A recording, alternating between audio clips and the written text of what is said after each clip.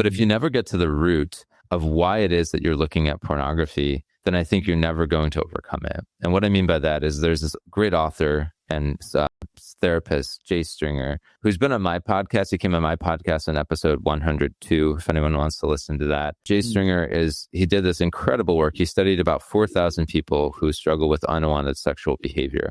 And what he found was that the particular struggles, the exact pornography search terms that they were using, or the fantasies and desires that they had, were actually intimately connected and could even be predicted by the trauma that they had been through in their life.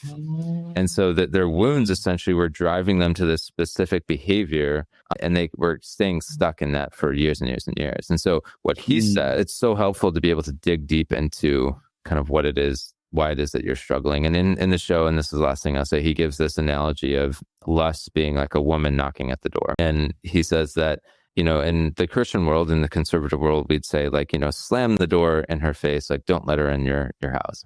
That's one approach. And then he says, in the secular world and like kind of more liberal worlds, like you would open the door wide, like why resist? But what Jay says is, what if there's a third approach? What if you were to go out on the porch and sit with her and ask her questions? Why did you come here? Why did you pick my house instead of other houses? What made you think that you'd be welcome here? And just kind of going deep into your lust, which to some people might sound like, oh, I can't do that. But truly, it is the path to healing. And so in that episode, he talks more about that. And his book, Unwanted, is really, really good. I'd recommend that as well. And working through that with someone is good.